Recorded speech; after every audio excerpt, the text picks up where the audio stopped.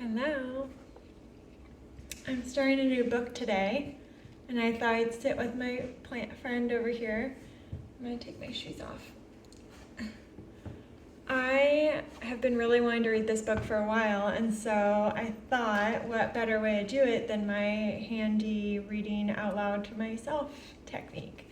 So today we will be starting No Bad Parts. Beautiful book. Beautiful content, I'm only assuming, by Richard C. Schwartz, PhD, forward by Alanis Morissette.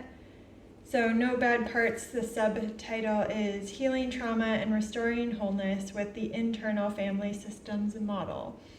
And this is a model that I actually learned from my dad, very appropriately, and have also just heard wonderful things about through my own therapy, through learning how to coach and being a coach, and just in my own life, noticing that we have different parts of ourselves, which are a part of our whole human being, and having different parts doesn't mean anything bad. It's actually a really helpful way of thinking about yourself in a holistic way that allows your multifaceted self to exist and flourish and thrive and feel acknowledged. So I'm really excited to learn more from Richard C. Schwartz, PhD. I really like, honestly, a therapist I follow, Lisa Oliveira, shared this book, and I fell in love with the cover. I am such a visual person that I saw this and was like, oh, I feel like I need to read this. So I'm glad you're here with me, future Katie and anyone else I share this with, and let's dive in. I don't have a ton of time today. I'm going to meet a friend for lunch, so we'll just get started and see how far we get. So I'll read, there are 3 quotes in the beginning, like this. I'll read that first, and then we'll get into the foreword. If a factory is torn down, but the rationality that produced it is left standing, then that rationality will simply produce another factory. If a revolution destroys a government, but the patterns of thought that produced the government are left intact, then those patterns will repeat themselves. I also want to just preface, as I have in the other 2 books I've read this way, maybe more, that I read messily, so there will be stutters at times, pauses, reiterations.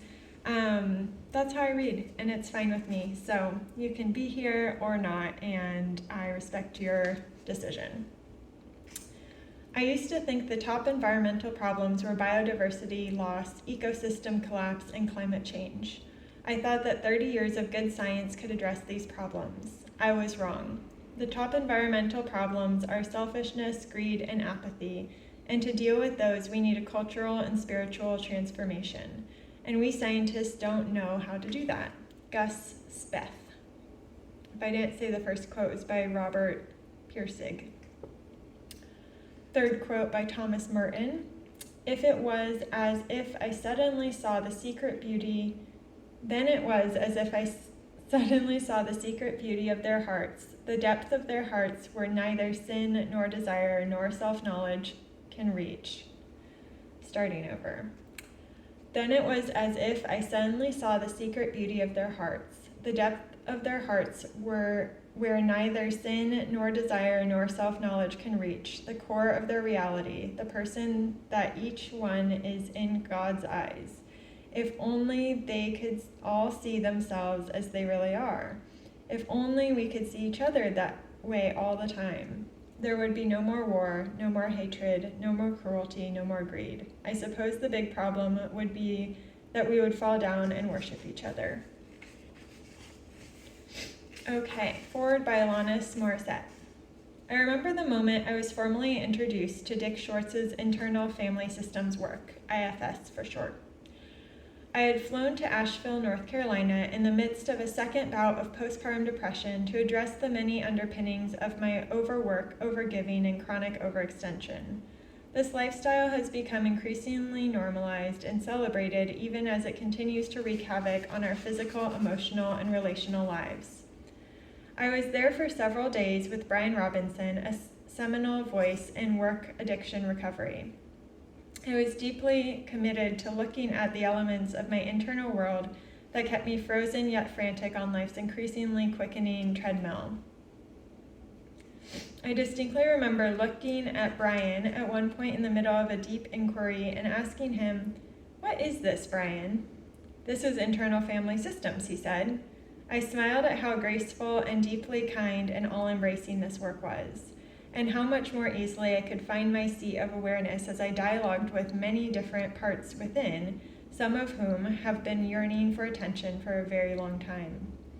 It was in doing IFS work that I found an anchor, a place of warm neutrality and curious witnessing, a self-compassion that had been nearly impossible to will myself into offering to my own psyche. I have been a parts girl since as far back as I can remember. I have always been obsessed with our complex, fragile, multitudinous, and fascinating human condition. When I started to work with IFS, I was buoyed by the idea of returning to our birthright of wholeness through offering attention and care to each part of myself as it adorably, horrifyingly, ceaselessly, and sometimes painfully presented itself. It was encouraging that my angry part and my mother part and my artist part and my financially responsible or irresponsible part and my free spirit part could somehow bring wisdom to me if I but opened my heart and my curiosity to them. Each part, as scary or illuminating or mysterious as it may appear to be, could offer wisdom and solace and vision. I came to see these internal parts as messengers. Dialoguing with them could offer helpful guidance and insight. The whole system of my many selves could thereby integrate into my everyday personality and life. These parts could even dialogue with and among each other, facilitated by my highest self. In doing so, there would emerge clarity, ideas, or answers to seemingly insurmountable, complicated questions about my life. These questions would come fast and furious as I communicated through words, writing, movement, and art with the many parts within, even and especially the parts that scared me the most. In my internal world, I encountered my own murderous rage, my shame, terrors, depression, aches and yearnings, humiliations, and grief. In addition to these dark or bad parts that seemed to want to doom me to repeated patterns and painful habits, there were equally light or good parts that also required my courage to open to the visionary parts, the generous parts, the intelligent parts, the leadership parts, the gifted, sensitive, empathic parts. Some parts seemed easier to dialogue with than others. Some felt riskier and downright threatening to embrace. The deeper I went into Dick's IFS work, the more his words and teachings rang liberatingly true. That each part, however harrowing its acting out, however hidden, confusing, or painful, had the best of intentions and held helpful messages for me. Without fail, each part, whether an exile, manager, or protector, had profoundly kind and wise insights for me from my highest self. But if I but took the time to be there with them. In the process of becoming more and more familiar with IFS, a rich sense of spirituality emerged. It was the soulful reward for allowing this curiosity to ever so slowly open up my bound heart. I saw that this self that dialogues with all the egoic parts is my/the soul. Dwelling in this awareness allowed me to have a direct, physically felt sense of God/love/spirit/compassion. I came to see that the true dialogue began when I found this seat of self. I would recognize it when I would begin to feel the agendalessness of the IFS 8 C's: creativity, courage, curiosity, a sense of connection, compassion, clarity, calm, confidence. What had felt daunting to me my whole life, going within to take responsibility for or inquire about my urges, compulsions, triggers, and reactions, slowly became somewhat exciting. Dick Schwartz took all the Jungian and shadow work I have done to a whole other level of healing. I am very grateful that Dick has continued to spread the word of IFS around the world. Watching him do IFS with people is a heartwarming and deeply connected sight to behold. I believe we need IFS now more than ever before. His work offers each of us nothing less than the cultivation of kindness, wisdom, and empowerment if we're willing to look within. Doing this work allows every single part of us a moment in the sun. In giving our attention to the parts that need it most, true healing happens. As the compassion grows within us for our very selves, slowly but assuredly, it affects the world at large, supporting our efforts to grow and shift towards a world of less divisiveness, strife, and needless suffering. We see that our delicate and brilliant humanity is shared among us all. Alanis Morissette, San Francisco, California, March 2021. Introduction. I think I'll read the introduction and then stop, and we'll start part 1 in a new video. Introduction. As a psychotherapist, I've worked with many people who came to me shortly after their lives had crashed. Everything was going great until the sudden heart attack, divorce, or death of a child. If not for that life-jarring event, they would never have thought to see a therapist because they felt successful. After the event, they can't find the same drive or determination. Their former goals of having big houses or reputations have lost their meaning. They feel at sea and vulnerable in a way that's unfamiliar and scary. They are also newly open. Some light can get through the cracks in their protective foundations. Those can be wake-up call events if I can help them keep the striving, materialistic, competitive parts of them that had dominated their lives from regaining dominance, so they can explore what else is inside them. In doing so, I can help them access what I call the self, an essence of calm, clarity, compassion, and connectedness. And from that place, begin to listen to the parts of them that had been exiled by more dominant ones. As they discover that they love the simple pleasures of enjoying nature, reading, creative activities, being playful with friends, finding more intimacy with their partners or children, and being of service to others, they decide to change their lives so as to make room for their self and the newly discovered parts of them. Those clients and the rest of us didn't come to be dominated by those striving, materialistic, and competitive parts by accident. Those are the same parts that dominate most of the countries on our planet, and particularly my country, the United States. When my clients are in the grip of those particular parts, they have little regard for the damage they're doing to their health and relationships. Similarly, countries obsessed with unlimited growth have little regard for their impact on the majority of their people or the health of the climate and the earth. Such mindless striving of people or of countries usually leads to a crash of some sort. As I write this, we are amid the COVID-19 pandemic. It has the potential to be the wake-up call we need so we don't suffer worse ones down the road, but it remains to be seen whether our leaders will use the painful pause to listen to the suffering of the majority of our people and also learn to collaborate rather than compare with other countries. Can we change nationally and internationally in the ways my clients are often able to? Inherent goodness. We can't make the necessary changes without a new model of the mind. Ecologist Daniel Christian Wall states that humanity is coming of age and needs a new story that is powerful and meaningful enough to galvanize global collaboration and guide a collective response to the converging crises we are facing. In the fundamentally interconnected and interdependent planetary system we participate in, the best way to care for oneself and those closest to oneself is to start caring more for the benefit of the collective, all life.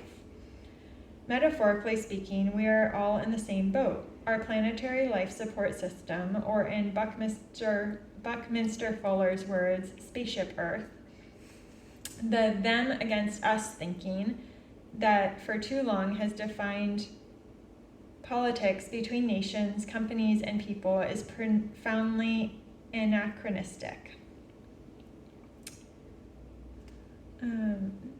Jimmy Carter echoes that sentiment. What is needed now more than ever is leadership that steers us away from fear and fosters greater confidence in the inherent goodness and ingenuity of humanity. Our leaders can't do that, however, with the way we currently understand the mind, because it highlights the darkness in humanity. We need a new paradigm that convincingly shows that humanity is inherently good and thoroughly interconnected. With that understanding, we can finally move from being ego, family, and ethnocentric to species, bio, and planet-centric. Such a change won't be easy. Too many of our basic institutions are based on the dark view. Take, for example, neoliberalism, the economic philosophy of Milton Friedman that undergirds the kind of cutthroat capitalism that has dominated many countries, including the US, since the days of Ronald Reagan and Margaret Thatcher. Neoliberalism is based on the belief that people are basically selfish, and therefore it's everyone for themselves in a survival of the fittest world. The government needs to get out of the way so the fittest can not only help us survive, but thrive.